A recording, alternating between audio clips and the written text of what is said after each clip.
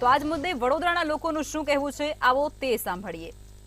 ગેરરીતિ પહેલા તો નકલી નો યુગ ચાલ્યો.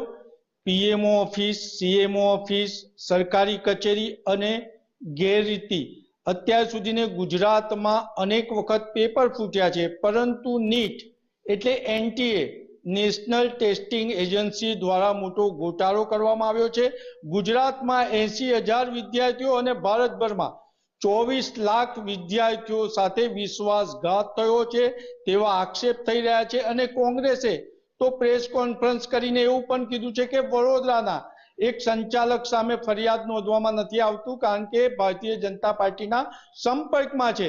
ત્યારે મંતવ્ય ન્યૂઝ પહોંચ્યું છે નીટ ની એક્ઝામ આપેલા વિદ્યાર્થીઓ વાલી સાથે, કારણ કે મંતવ્ય નાગરિકોના મંતવ્ય રજૂ કરવા માટે ખાસ એક મુહિમ છેડતી હોય છે અને જ્યારે આક્ષેપો થાય ત્યારે નાગરિકોના શું મંતવ્ય છે એ પણ મહત્વના હોય છે. અને મહત્વની બાબત એ પણ છે કે આપણે નીટની પરીક્ષા આપેલા વિદ્યાર્થીને પૂછીશું, શું કહો છો?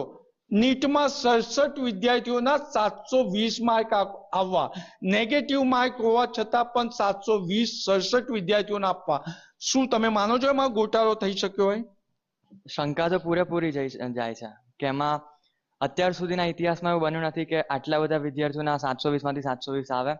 તો એ પણ છે. અને 718 ને 719 માર્ક પણ કેવી રીતે આવ્યા એ પણ એક સવાલ છે, કેમ કે જો એક ખોટો પડે તો 715 થાય અને જો છોડી દઈએ સવાલ તો 716 થાય. તો 718 ને 19 કેવી રીતે થાય એ પણ એક સવાલ છે. એટલે વિદ્યાર્થી જાતે કહી રહ્યો છે ને એ ગણિત સાથે સમજાવી રહ્યો છે. આપણે પેરેન્ટ્સને પૂછીશું, શું કહો છો? 67 વિદ્યાર્થીઓના 720 માર્ક આવ્યા અને ક્યાંક લોકોને શંકા થઈ રહી છે કે નેશનલ ટેસ્ટિંગ એજન્સીએ જ આ ગોટાળો કર્યો હોય. તમે પણ એમાં માનો છો ખરા? 720 માંથી 720 માર્ક આવા એ કોઈ શક્ય નથી 67 વિદ્યાર્થીઓને, કારણ કે અત્યાર સુધીમાં 2-3 ના જ આયા છે, વધારમાં આયા નથી. આ વખતે સીધા 67 આવે એ કોઈ માનવામાં આવે જ નહીં. અને 718 ને 719 માર્ક તો નેગેટિવ માર્કિંગમાં આવી શકે જ નહીં કોઈ દિવસ. 718 અને 719 માર્ક આવી જ નહીં શકે. અને મહત્વની બાબત એ છે, જિંજર ગામ જ્યાં એક જ સેન્ટરના 8 વિદ્યાર્થીઓ 720 માંથી 720 માર્ક લાવ્યા છે. ભારતના ઇતિહાસમાં પહેલી વાર છે કે એક જ સેન્ટરના 8 વિદ્યાર્થીઓ પ્રથમ આવ્યા હોય.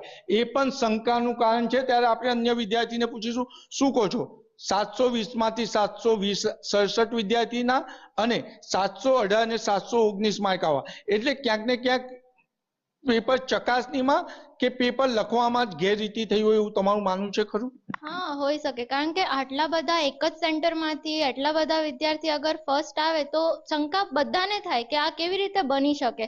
અને એક જ સેન્ટરમાંથી આવે બહુ મુશ્કેલની વાત છે. અને 718 ને 719 માર્ક્સ તો કેવી રીતે આવ્યા એ તો બહુ જ અઘરી વાત છે કે કેવી રીતે આવી જ ના શકે. એમ 718 ને એટલા માર્ક્સ તો આવી જ ના શકે. વિદ્યાર્થી હતા ત્યારે એક આપણી સાથે સંચાલક પણ છે, એમને પણ પૂછીશું, 718 ને 719 આવી જ ના શકે અને એક જ સેન્ટરમાંથી 8 વિદ્યાર્થીઓ ભારતમાં રેન્ક ફર્સ્ટ લાવ્યા, તમે આને કેવી રીતના જુઓ છો? તો આપણે જે સેન્ટરની વાત કરી ને, એ સેન્ટરમાં આજ સુધી ક્યારેય પણ કોઈના 720 માંથી 720 માર્ક આવ્યા જ નથી ભૂતકાળમાં. ફર્સ્ટ ટાઈમ આટલા આવ્યા છે. અને એકદમ નજીક નંબર ધરાવનાર એક જ સેન્ટરમાં, એક જ બિલ્ડિંગમાં કે આસપાસના સેન્ટરમાં ભણતા વિદ્યાર્થી 720 લાવ્યા હોય તો ચોક્કસપણે કંઈક ગોટાળો હોય તો જ આ શક્ય છે. નંબર 2, કારણ એવું આપવામાં આવ્યું કે પેપર લેટ થયા હતા કે કરવામાં આવ્યા હતા, એ પણ એક મોટો પ્રશ્ન છે. કારણ કે ગ્રેસિંગમાં મોટે ભાગે વિદ્યાર્થીઓ પેપર અટેમ્પ્ટ કરે એમાં જે ઇઝી હોય એ પહેલા જુએ અને અઘરા પ્રશ્નો હોય છેલ્લા કરતા હોય. એમને તમે જે છેલ્લો 20 મિનિટ કે કલાક બગડ્યો એમ કહીને ગ્રેસ આપી છે, તો એમ પણ એના એ પ્રશ્નોમાં ખોટા પડવાની સંભાવનાઓ મેક્સિમમ હતી. તો એ લોકોને બેનિફિટ ઓફ ડાઉટ મળ્યો અને વધારે પડતા માર્ક એ જ કારણસર આવ્યા છે. તો હું માનું છું કે એવું ના જ હોવું જોઈએ. સંચાલક પણ કહી રહ્યા છે કે પેપર મોડા કરવામાં આવ્યા કે ખરેખર કુદરતી હતું.